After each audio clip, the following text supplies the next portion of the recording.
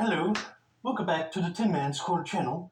I'm your host, Jeffrey the Tin Man Taylor, and today we'll be looking at the evolution of Boba Fett from the tele-animated channel. I'm sorry, I can't do a good C-3PO impression. And I figured I'd put my mask on just to give it a little robotic space theme vibe in here.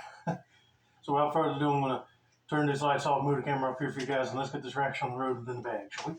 Okay, here we go. Initially conceived as an Imperial Super Trooper armor, Boba Fett's suit would be modified and then given his iconic coloring. But just how has the infamous bounty hunter evolved on screen?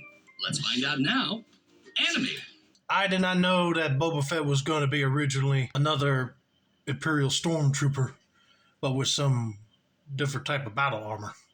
That's very interesting, but I'm glad they ditched that concept and just made him a bounty hunter character and give him that iconic green color scheme instead of this all white, gray look. But this would have been a cool concept to see. In Attack of the Clones, young Boba wears blue fatigues and dark gaiters. He's apparently an unaltered clone of bounty hunter Jango Fett, whose DNA was used to create an army of clone troopers. Jango Fett himself sports a blue flight suit, silver Mandalorian armor, with added brown pouches, has 2 different jetpacks, and wears a blue and silver helmet. You see, out of both Jango and Boba, I like Jango's armor a little bit better because it's more simpler, and I love the blue and silver color scheme on it, and he don't have to carry around a long rifle. He goes for the pistols. But I didn't realize that Jango had 2 jetpacks. But then again, I remember that scene where he was fighting Obi-Wan on Geonosis, and I remember he shot off that rocket towards him. Then he had this one when he was fighting on Mace Windu on that planet where Count Dooku was at. But it's cool to always have backup accessories if one fails, you know. With deployable gauntlet blades, that was cool. Jetpack missile, flamethrower, and blaster guns. But just to see Jango with saw blades that came out of his arm gauntlet right here, and then also have a flamethrower and grapple hook. But it was also satisfying to see Obi-Wan use his grapple line to get him back onto the launch bay. Despite all this, Jedi Mace Windu beheads him, leaving Boba an orphan. Yeah. Boba had to see that and vow for revenge. Because I think on Star Wars, the Clone Wars cartoon show, Mace Windu mentioned that, and he's teamed up with a bunch of other bounty hunters. Animated Clone Wars series, Boba sports a dark flight suit paired with a green poncho. When slightly older, he shaves his head, wears red and gray bounty hunter attire, and a matching helmet. He holds a vendetta against Mace Windu and is now the leader of a group of fellow bounty hunters. That's the show I was talking about right here. But I didn't watch it to where Boba got this set up in clothes. Follow-up series features the female Omega, a second unaltered clone of Jango, who reveals Boba's original codename, Alpha. But since she's not Boba Fett, let's move on. In the game Star Wars 1313, Boba dons his father's outfit, but opts for less armor, has bandages wrapped around his shins, and instead of a jetpack, he's equipped with a tattered cape and large gun, which is an amazing look. But that ain't a bad look for Boba. So he does use his dad's helmet, but it's weathered now. That's cool, making your own style. This game was unfortunately cancelled. The Star Wars Holiday Special features a light blue and pale yellow suited Boba. He has added Wookiee braid trophies on his shoulder, spiked boots, and yields an awesome 2-prong rifle. Yeah, that I did not watch either. Man, if Boba Fett looked like that in the real life movies, it wouldn't look right at all.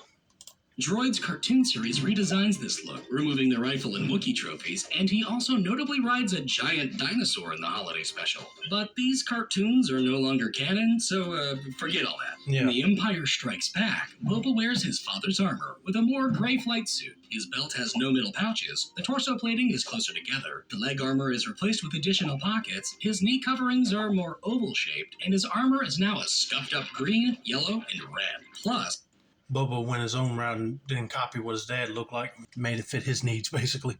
This canonically introduces the spiked shoes, Wookiee braids, and shoulder cape. He's also half a foot taller, and his helmet appears more flared, with additional yellow kill stripes and its signature dent. He's tasked by Darth Vader to track down Luke Skywalker's friends, taking a carbonated Han Solo for his troubles. Star Wars Visions contains a cartoony version of his Empire look, but this is also not canonical, so onwards! In Return of the Jedi, his look is more saturated. His gauntlets are red, the middle pouches make a return, his cape is now green, and his jetpack is more blue.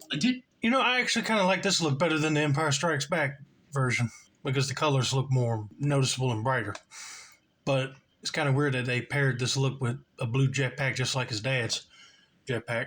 But hey, it does fit the style of suit that he has, and swap the brown cape out with a green one. Very nice.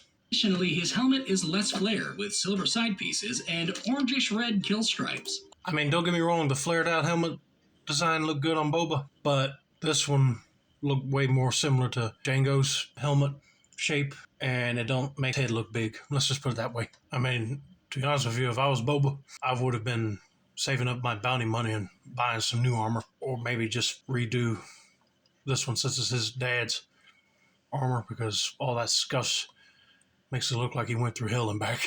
Also worth mentioning, A New Hope Special Edition uses this costume, but the shoulder plates are swapped. And Return Special Edition shots use the Empire helmet, with his gauntlet tubing untucked. But none of that really matters, because a blind Han Solo accidentally bumps Boba into a Sarlacc pit, presumably ending his story. Although he somehow survives. The Sarlacc apparently aged him, burned him, and made him shorter and stockier. Plus, his armor has apparently been stolen by Jawas. He trains with Tusken Raiders, forging his own gaffy stick, and fashions a dark tunic getup, with an ammo-heavy belt and a large cloak. At some point, he starts using a Bacta tank to heal his wounds, and later finds his scavenged armor, which looks much more scuffed. The chest plating is further spaced apart, he lacks the codpiece, and has only one knee armor, now shown to shoot projectiles. This look quickly gets a fresh matte finish. The chest plating is moved closer once more, and he wears a darker undershirt, new belt, and a second knee armor. Both. Now, I haven't seen this show, The Book of Boba Fett. I thought he was dead at the end of Return of Jedi, but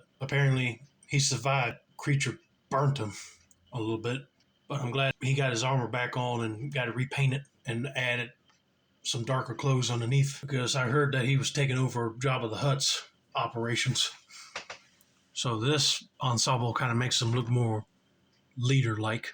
More and lower down. With his armor back, he and his partner in crime take over Jabba's former mob throne. His final look in the Book of Boba Fett features a dark flight suit, lighter gaiters, an updated belt, slightly reshaped / recolored armor, and an added back flap. Also, oh my god, come on. I like the more saturated green look on the armor and helmet instead of this faded, scratched up look, but I get it.